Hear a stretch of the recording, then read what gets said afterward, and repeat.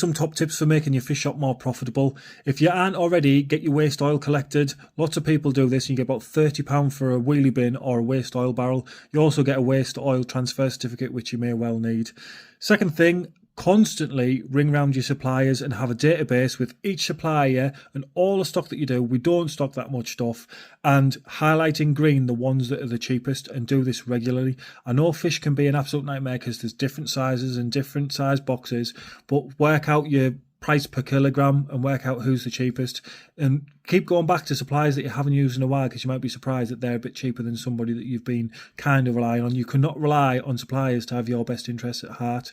Third thing, keep a track of your zero vatable items, so anything that's food that's cold, basically. And that's why Greggs get away with paying zero VAT on a lot of their stuff, because it's not kept in hot stores, it's cooked and kept in a cold storage display cabinet. So if you have anything like that, or if you sell bread buns, if as soon as you put a bread bun with chips to make a chip butty, or bread bun with sausage and chips, it's 20% vatable. But if you sell your bread buns separate, as a separate item, 0% VAT is paid on that.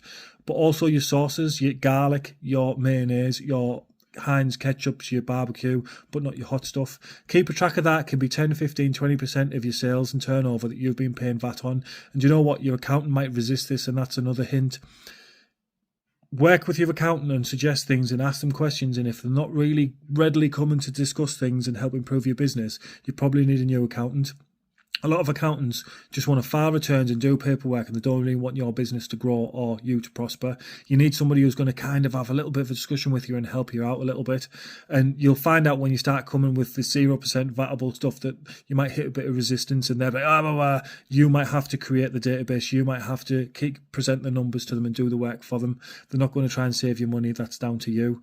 So the other thing as well as you need to do is delegate as much stuff as you possibly can to staff. You don't need to be doing the books, working in the shop, cleaning the toilets. You need to start delegating stuff. Have a cleaning rota. Have even a senior member of staff do the staff rota. Delegate as much information and jobs, chores that are in your head out into somebody else. If you pay them a little bit more, then pay them a little bit more. But you need your brain thinking about how to save money in the business, work the business, grow the business. You don't need to be working on the medial tasks that staff are more than capable of doing. Give them a bit of credit and give them a few jobs and let them crack on with doing that as well.